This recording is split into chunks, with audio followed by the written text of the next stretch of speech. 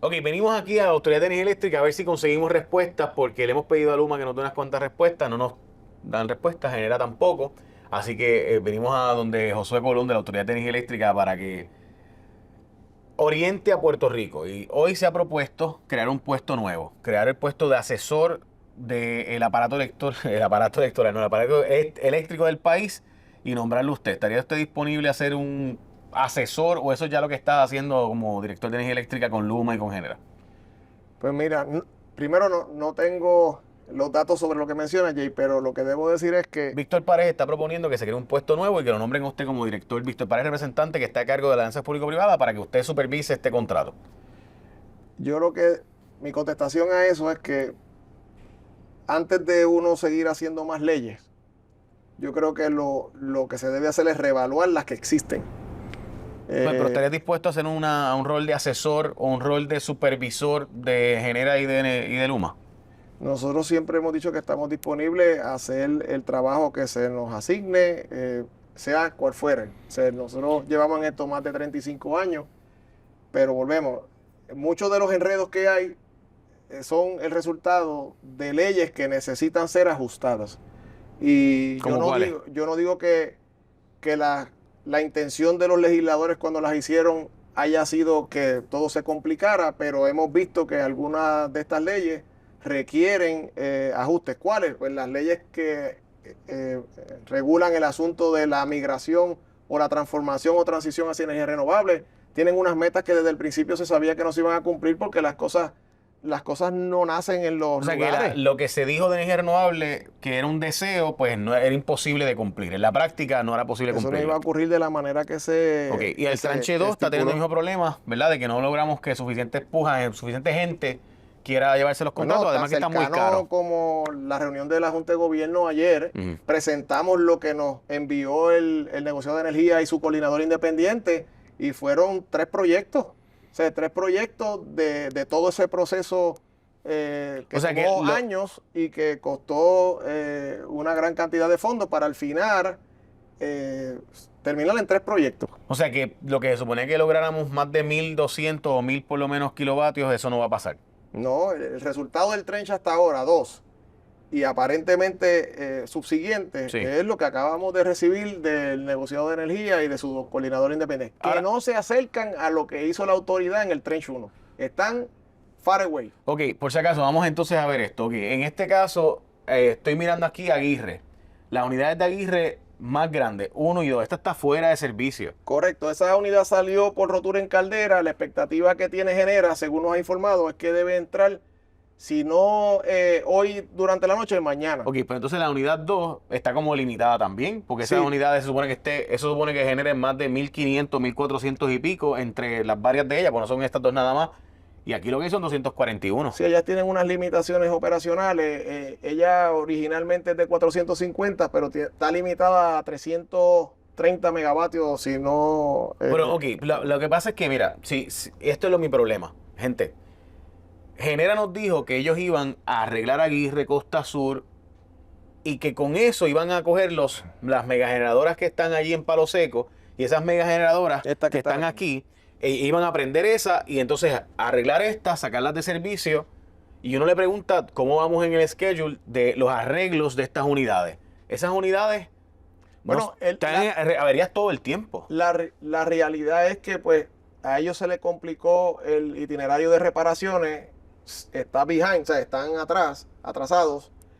Han ido recuperando, todavía falta, por lo menos ya estas dos unidades, aunque la unidad número uno de Aguirre pues, salió recientemente por rotura en caldera, pues están Sí, pero llevan en las pasadas 2 semanas disponibles. ha tenido como 4 averías. O sea, Sí, de nuevo, el problema es que cogimos las megageneradoras que están aquí sí, acá. y estas megagens que están aquí las prendimos y se Y supone que siguen prendidas. por eso, y las prendimos, y se supone que en Navidad lográramos sacar estas unidades, arreglarlas y sustituirlas con estas dos. O sea, no arreglamos esta y estas dos tampoco son suficientes para poder sustituir esas. Sí. Y siguen dañándose. La expectativa era, como tú dices, era reparar las unidades en el season de baja demanda, por decirlo de esa manera, que como bien dices, empieza en octubre, finales de octubre, y se extiende hasta marzo, principios de abril, porque luego el resto de los meses es de alta demanda, como estamos ahora mismo, y las unidades grandes pues deben estar disponibles o en servicio.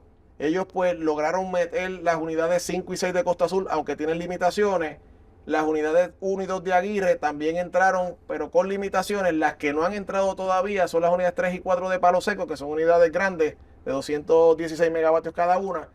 Esta debe entrar a final de este mes, principio de julio, según lo que ha informado Genera. Sí, pero siguen fuera. La 4 no va a entrar en lo que resta de la temporada de huracanes y este año porque sufrió una avería el año pasado en el generador y no va a estar disponible. Ok, pero aquí de nuevo, y yo quisiera ser lo menos técnico posible, pero para que la gente nos está viendo, esta generación está limitada toda, o sea, para todos los fines prácticos, todos los arreglos que estamos haciendo, lo mismo en Costa Sur, o sea, Costa Sur se supone que estas máquinas llegan a 500 y no están llegando ahí tampoco. Cada una es de 410 megavatios, pero sí tienen unas limitaciones internas. En este caso, las limitaciones principales están en los precalentadores de aire. En Aguirre también hay unas limitaciones que tienen que ver con eso.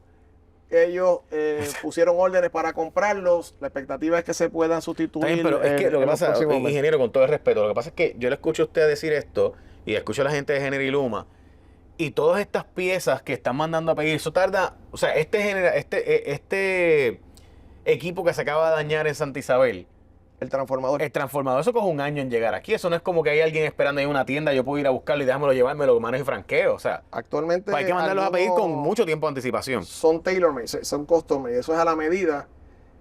Un transformador de esa categoría hoy debe tardarle entre año y medio y 2 años.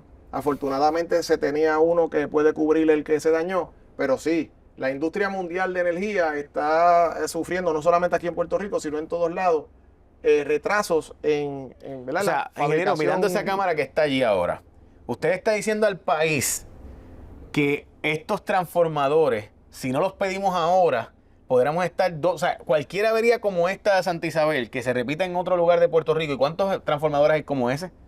La autoridad, bueno, de 115 a 38, no tengo el dato, pero la autoridad, o sea, el sistema eléctrico de Puerto Rico tiene cerca de 400 subestaciones en diferentes voltajes. O sea, que hay varios transformadores. 38 y 115 son los voltajes, así que de ese nivel de transformadores grandes, debería haber cerca, si hay 400 y hay cuántos cables, son 800 cables, porque todos tienen redundancia, ¿no? Bueno, en cuestión de cables, en el área de transmisión hay cerca de 3.600 millas a través de todo Puerto Rico, cerca de esa cifra, y en el total son más de 30.000 millas de cables en diferentes voltajes. Pero ¿cuántos transformadores como este debe haber? Debe haber cientos entonces. Deben de haber, yo te diría que fácilmente deben haber como más de 30 o 40, ¿verdad? A ese nivel de 38 y 115 puede estar por ahí. Pongámosle como 80, porque realmente son dobles, ¿verdad? Sí. Ok, so 80. Y sabemos que por lo menos ya uno voló en canto, así que hay 79 potenciales próximos. Pero a Luma se le adelantó dinero federal, Working Capital Advance, específicamente para adquirir transformadores. O sea que eso es o sea, la preocupación de que si existen los recursos fiscales para poder adquirir los transformadores, como tú mencionas, sí, pero se tiene. Y Luma pues está en esa... Luma dijo recientemente precisamente que ellos han hecho 400 proyectos y que la Autoridad de Energía Eléctrica no había logrado ni poner ni uno de esos fondos, y básicamente que no le presentaron a FEMA y que ellos sí han presentado a FEMA todos estos proyectos. Pero los fondos, ok, ¿cuál es la verdad de eso? Esa es la verdad. La autoridad no pudo poner, y yo sé que tú llegaste después, pero la autoridad no pudo poner los proyectos ante FEMA que Luma sí pudo. Bueno, lo que te debo decir sobre eso es que yo creo que lo que se ha mencionado no es del todo correcto, y me explico. Nadie, ni Luma ni la Autoridad de Energía Eléctrica, podía obligar ningún tipo de proyecto antes de octubre del 2020. Por lo tanto, esa es la fecha en la que el gobierno federal realmente hizo disponibles los fondos para poder entonces obligar proyectos para la reconstrucción. Cuando eso ocurre, ya Luma estaba en el sistema, ya el contrato había sido firmado, también ya habían sido movilizados, estaban en el año de transición que ocurrió previo al año 2021, a verano del 2021, y como te mencioné, después de octubre es que estuvieron disponibles los fondos, lo que significa que la administración que tuvo la autoridad en aquel entonces, pues realmente no podía realizar ningún tipo de obligación porque ya esa delegación se había otorgado a Luma y los fondos acababan de estar disponibles. Ahora, en la parte que tiene que ver con la generación y los activos de agua, que eso sí se quedó en la Autoridad de Energía Eléctrica, la autoridad ha obligado cerca de $4 billones en esos renglones, al extremo de que nosotros al momento hemos recibido en reembolsos federales por trabajo completado sobre $1.2 billones, lo que implica que sí se ha trabajado en la generación, seguro, que la parte que quedó a cargo de la autoridad sí y se en los hizo. activos de agua, que son las ¿Y a represas. cuánto le han devuelto a Luma? Porque yo tenía entendido que eran 100 y pico millones, no llegaban ni a 200 Algo así millones. es lo que ellos han recibido en este Ok, o sea que estamos hablando de que contrario a lo que se dice, entonces la autoridad logró que reembolsaran más fondos que Luma. Obviamente ellos son transmisión y distribución, en el caso de la generación es distinto, ok. Pero volviendo atrás... Y eso es público, oye, eso hay unos portales que tiene FEMA donde Sí, eso se está público sabe en la página cuál es la de... Ok, te información. quería hacer una pregunta. Puedes venir aquí un momento, ok. Aquí están todos los cables del país. 115 y 230. Ok, todos los cables grandes, ¿verdad? Estos son los cables más poderosos, más potentes en Puerto Rico. Estos cables, ¿cuántos están en las circunstancias parecidas a lo que acaba de pasar en Santa Isabel? Bueno, la realidad es que esa información nosotros no la tenemos, o sea, en la Autoridad Energética no la tenemos. Obviamente, Tú tienes el switch aquí. O sea, mira, aquí está Santa Isabel, ese cable es Santa Isabel, ese cable sí, fue el que voló en canto. esos son nodos y subestaciones, pero la condición de los conductores como tal, eso Luma tiene delegada esa responsabilidad y ellos patrullan en helicóptero y Sí. por tierra esas naves para identificar posibles fallas, puntos calientes o cualquier otra situación que pudiera sacar de servicio una de esas líneas. Y pues obviamente es el trabajo de ellos, es lo que ellos Y realizan. una pregunta, ingeniero. Pero contestando, sí, hay varias de estas líneas que se van a reconstruir completas. Es parte de la reconstrucción. O sea, todavía... ¿Qué las significa líneas- eso de reconstruir? Porque la gente piensa que es un cable así, eso requiere montar en helicóptero unas vallas, unas Sí, cosas porque las torres se cambian, torres. se cambiaron los códigos ahora indican que toda estructura que sostenga o soporte líneas ¿verdad? de electricidad tiene que en Puerto Rico superar la resistencia a las 160 millas por hora. No todas las que están en la red de transmisión aguantan eso, algunas son de madera que pues, ya están en unas condiciones. O sea, que hay que poner torres. Y una pregunta, ¿y por qué no aprovechamos y la reruteamos y la cambiamos la ruta para que no sea por el monte y quizás usar la autopista, la zona cercana a la autopista para que sea más fácil sustituir esa? Es parte de lo que la parte de ingeniería de Luma tiene que hacer para determinar Pero en el plan cómo de- van a hacer la reconstrucción Si de la fuera su línea. recomendación, tirarlas otra vez por el monte sabiendo que llegar allí requiere un helicóptero y es bien difícil, ¿no sería mejor irse cerca de la autopista? Y que sea, en los estados funciona cerca de la autopista precisamente para eso. Digo, ellos son planos, ¿verdad? No es como nosotros. Sin duda, el mantenimiento y muchas cosas asociadas con los accesos es mucho mejor, como tú mencionas, cerca de las carreteras, pero hay que cumplir con unos despejes.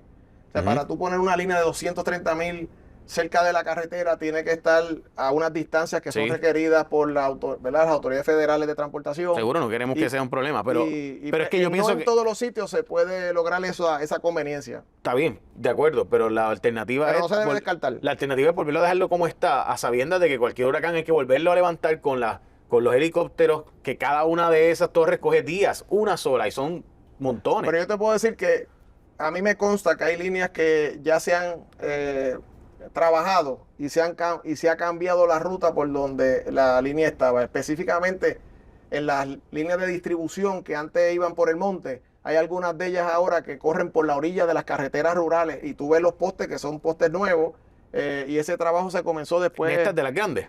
de las de 13 kb y algunas de 38 se han modificado varias de las rutas. Obviamente eso tiene que ser coordinado, no puede, ¿verdad? ocurrir de manera simplemente porque la autoridad quiera buscar una ruta mejor. Pero sí son alternativas que no se descartan y que Luma las tiene en consideración y pues hay que esperar obviamente lo que el área de ingeniería de Luma o sus consultores determinan cuál es la mejor ruta. Obviamente muchas de estas líneas en aquellos momentos cuando se construyeron, pues lo que se buscaba era la distancia más corta para conectar punto A con punto B y evitar Seguro. pérdidas y evitar otra serie de Sí, complicaciones. pero ahora tenemos los chavos y deberíamos aprovecharlos para rerutear, o sea, hacer una ruta mejor, cosa de que el mantenimiento no sea tan complicado, porque si sabemos que tenemos, entonces es otra, vamos a mover un montón de vegetación y un montón de corteza terrestre para evitar tener que estar haciendo desganches continuos de estas líneas grandes. Pero entonces si lo vamos a mandar por el monte, pues el monte va a volver a crecer. La expectativa con el proyecto que Luma debe manejar en los próximos años es que toda esa servidumbre no es desganche, es que se lleve toda la vegetación a nivel de piso. O sea Sí, que quede pasto. sí, lo que se llama como la limpieza de la servidumbre versus la poda. Y los chavos van a dar, porque están hablando de 1.2 billones, 1.3 para eso. Bueno, ese es el estimado que hizo Luma. Obviamente esperamos que el estimado esté correcto y que pues obviamente los contratistas o empleados que van a trabajar en esa tarea Ingeniero, pues, estén cubiertos. mirando a la cámara ahí de nuevo, un pajarito puede tumbar Bueno, un pajarito puede tumbar el sistema eléctrico del país. O es la acumulación de montones de pajaritos, si tú no vas y limpias, pues entonces sí. esa pregunta, obviamente, yo no tengo los datos exactos de qué fue lo que ocurrió, pero sí debo decir que ¿verdad? Los animales, por decirlo así, la fauna, si interfieren en algún transformador o interfieren en alguna línea de transmisión, ¿verdad? En algún conector que ocasione una falla a tierra, sí puede ocasionar un evento en cadena que desemboque. Sí, pero no un pajarito. El problema es que requiere, depende de qué pajarito. Se la voy a hacer diferente, depende del pájaro. La pregunta entonces sería, en el caso suyo, cuando hay empleados de energía eléctrica, iban allí unos empleados y limpiaban mensualmente, y ahora si dejas que pase un año y no vas y limpias, usualmente pues lo obvio. que ocurría en los transformadores o en los TC es que las estructuras, ¿verdad? Y en los transformadores, cerca de los bushing y demás, es que, ¿verdad? Las aves hacen nidos. Y esos nidos, pues... sí, la acumulación de muchos nidos pues puede provocar eso. ¿Verdad? Lo que ellos usan para hacer los nidos. Y eso sí puede ocasionar, y más cuando se humedece y demás. Y eso requiere que periódicamente vaya alguien y limpie, pero si pasa el tiempo y nadie limpia, pues puede provocar... Pudiera ocasionar un cortocircuito, porque al final lo que ocurre es una avería a tierra. O sea, hay un cortocircuito y el sistema se protege y saca, no es que el pajarito o la, ¿verdad? El animal, ¿cómo se llama esto? La gallina de palo y ese tipo de cosas que también afectan, sea el causante directo ¿verdad? De que falle una línea. La línea no falla, la línea lo que hace es que se protege cuando ¿verdad? Esa ave o ese animal ocasiona un cortocircuito en el sistema o una avería a tierra. Ok, ingeniero. Yo tengo como 300 preguntas más y sé que se nos va a acabar el tiempo, así que le quería preguntar algo. Si usted fuera a una recomendación a Luma, ¿cuál sería? Ellos tienen que tener más empatía y sentido de urgencia para responder a las quejas de los clientes. Eso se le ha dicho. Cuando estaba la autoridad, ¿se pagaba cuando se dañaban enseres y demás? La autoridad tenía unos seguros, los clientes iban a las oficinas comerciales, presentaban su querella con la documentación. Si la evaluación determinaba que fue ocasionado por un acto, ¿verdad? Por una falla de la Autoridad de Energía Eléctrica, sí, había un seguro que cubría hasta cierto límite ese tipo de... ¿Y su perspectiva es que esto está peor que antes o ha logrado alguna mejoría? Es que yo no soy la mejor persona para que le hagas esa pregunta, de verdad. Okay. Ingeniero, una parte de mi problema con la gente de Luma, y yo no tengo un problema personal, pero sí tengo un asunto que me parece lógico.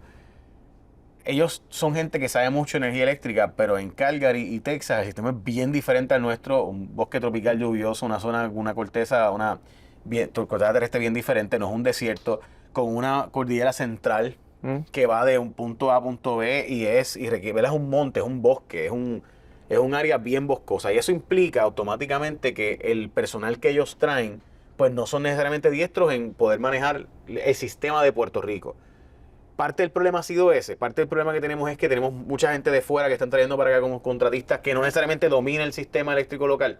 Porque nosotros creamos un Frankenstein. Sí. Y en nuestro Frankenstein, pues quienes dominaban el Frankenstein son los que lo crearon, porque ellos sabían dónde estaban los puntos calientes, dónde estaban las cosas que podían dañarse, dónde podían elongarse las líneas. Mira, yo lo que entiendo es, ellos tienen personal competente, no hay duda de eso. Ahí hay técnicos de primer nivel. Sin embargo, yo insisto en que tienen que escuchar más a los empleados que tienen allá de la Autoridad de Energía Eléctrica.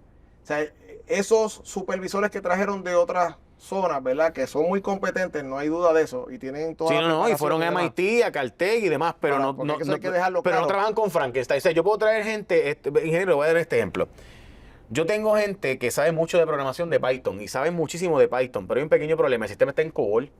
Si yo tengo un sistema en Fortran, en COBOL, y traigo los tipos que más saben de Python, pues El tipo sabe un montón el tipo es el ducho, es el duro, el Hay que papá de la preguntarle matica. a los que nos graduamos hace 40 años Exacto. que estaba el COBOL y el Fortran.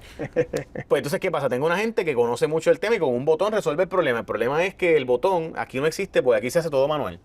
Sí. Por el Frankenstein que tenemos. Sí, obviamente el sistema también tiene una automatización ¿verdad? Razonable para, ¿verdad? Para los recursos que se tenían, pero volvemos. Sugerencias, si tú me preguntas cómo estás haciendo recomendación, yo entiendo que el personal altamente técnico y capacitado que tiene Luma debe escuchar mejor y más las recomendaciones que yo sé que le dan empleados de la autoridad, ingenieros y otra serie de técnicos que están en las filas de Luma.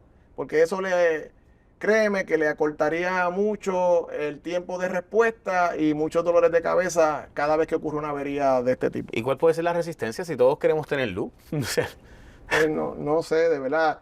Oye, jamás tú vas a escuchar de mi persona un statement, una oración indicando que los ingenieros que estaban aquí no eran capaces. Eso no es correcto.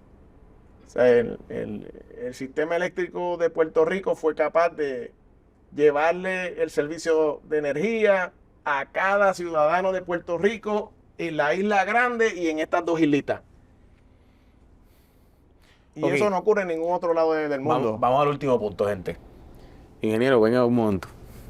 Por si acaso, cuando él dice, porque hay mucha gente que dice esto, no, que en Cuba resolvieron el problema eléctrico bien rápido. Vaya a Cuba, que usted vea que allí los cables eléctricos son bien poquitos. Como decir, bueno, pusieron para atrás el sistema eléctrico después de un huracán en Viejo San Juan. Sí, en Viejo San Juan, ese cantito, porque eso es lo que hay en Cuba. Si yo he ido a Cuba y usted ve, hay un montón de partes que no tienen nada de energía eléctrica, no hay cable, no hay nada, por si acaso. Oye, y en Estados Unidos es igual. En Estados Unidos hay un montón de zonas también que son que tú rurales, tienes que poner tu propio sistema no eléctrico. tienen infraestructura, y aquí desde la ciudad, la capital de Puerto Rico, hasta el campo más lejano en el centro de la isla, tiene servicios primarios. Y Que eso se logró. Que hicieron con fondos de rural, pero dejemos eso ahí. Eso es así también, correcto. Porque esa parte es importante. Una gente dice, no, bueno, nada. Ok, es que vamos a hablar por último de lo que me parece a mí que aquí hay el gran secreto que nadie está discutiendo y que lo vamos a discutir.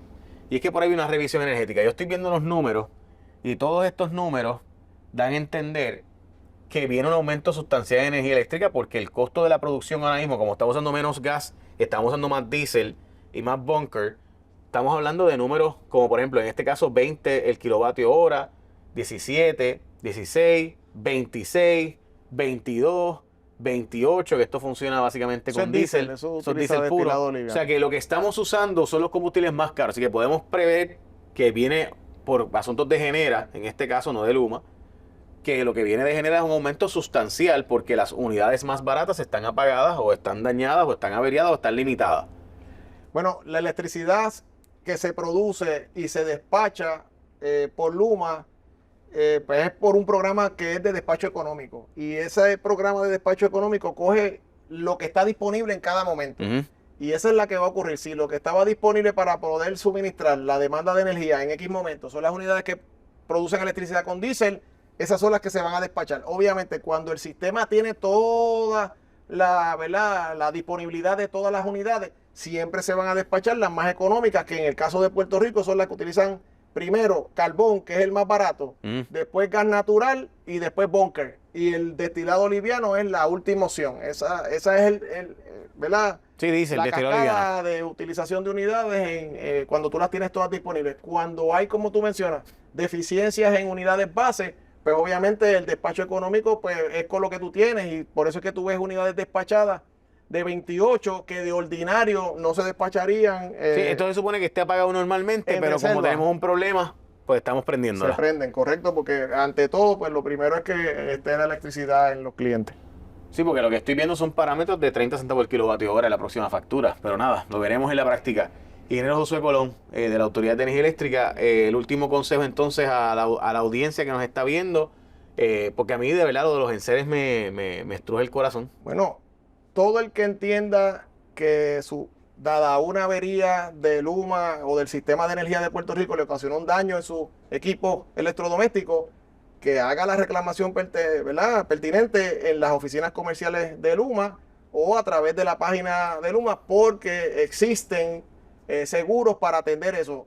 Si se demuestra que la avería o la falla que ocasionó ese daño en ese electrodoméstico fue ocasionada por el sistema, hay unos procedimientos para esos Sí, propósitos. el problema es que Luma es quien determina si ellos mismos causaron el problema.